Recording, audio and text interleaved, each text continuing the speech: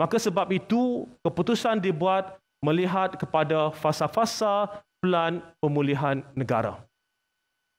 Saudara-saudari, isu utama sewaktu kita buka sekolah pada tahun lepas adalah kehadiran yang ramai.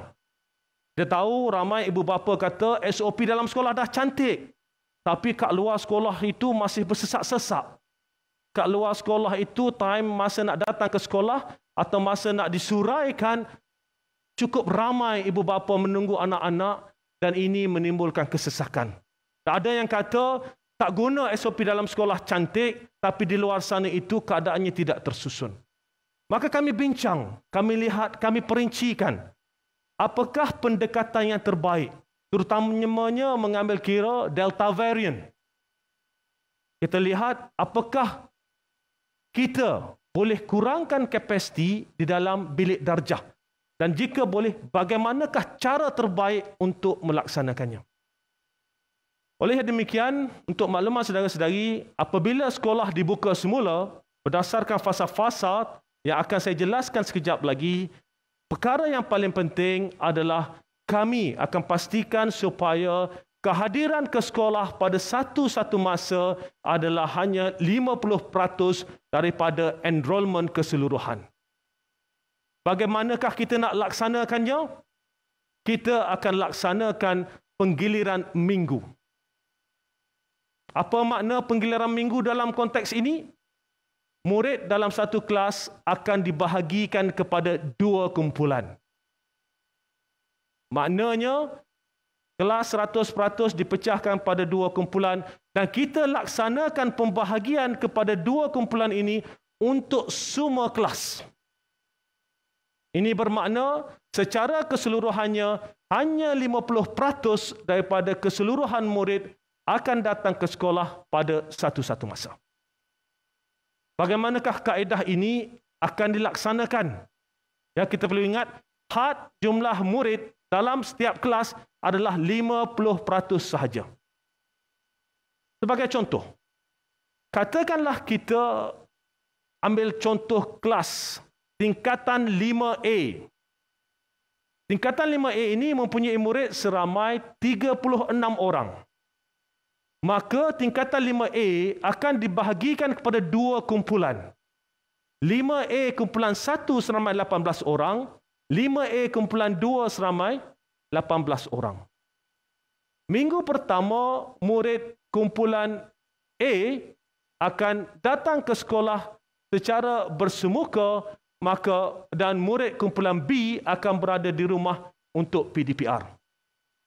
Minggu kedua, murid kumpulan B akan datang ke sekolah untuk belajar secara bersemuka dan murid kumpulan A akan berada di rumah untuk PDPR. Saudara-saudari, begitulah seterusnya pusingan yang akan dilaksanakan. Apa yang penting dalam konteks ini, seperti mana saya sebutkan tadi, setelah melihat bahawa sekolah ini ditutup untuk sekian lamanya, maka kita menetapkan supaya sebaiknya kita bawa anak ini kembali ke sekolah dan untuk mengambil kira bahawa kita dapat pastikan anak-anak ini dapat datang ke sekolah semuanya, tapi dalam keadaan yang selamat kita bahagikan mereka kepada 2 kumpulan. Dalam konteks ini juga, untuk makluman saudara-saudari, PDPR kali ini akan berbeza.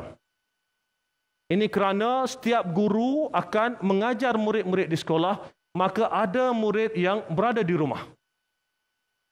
Apa yang akan dilaksanakan oleh guru-guru adalah untuk membantu murid-murid ini membuat persediaan di minggu mereka akan berada di rumah. Waktu di sekolah, guru akan mengajar mereka, menjelaskan konsep-konsep penting, topik-topik utama, dan akan dijelaskan kepada murid-murid ini bahawa untuk minggu hadapan ketika berada di rumah, inilah antara perkara yang akan atau perlu dilaksanakan. Maka guru-guru juga akan memberi garis panduan kepada murid-murid ini tentang apakah bahan-bahan yang boleh digunakan. Ini termasuklah bahan-bahan yang mungkin disediakan sendiri oleh guru atau bahan-bahan yang ada dari sumber lain, termasuklah dari TV pendidikan kami atau khususnya dari Didik TV. Yang kedua, yang paling penting adalah pengawalan murid. Kalau dulu guru-guru berada dalam kelas perlu memastikan 36 orang murid mematuhi segala SOP yang ditetapkan. Sekarang ini guru-guru perlu memastikan hanya 18 orang murid mematuhi segala SOP yang telah ditetapkan. Itu adalah satu kaedah baru, pendekatan baru, mengambil pandangan semua pihak dan melihat apakah yang terbaik, mencari jalan tengah demi memastikan anak-anak kita dapat kembali ke sekolah dan kembali ke sekolah dalam keadaan yang selamat.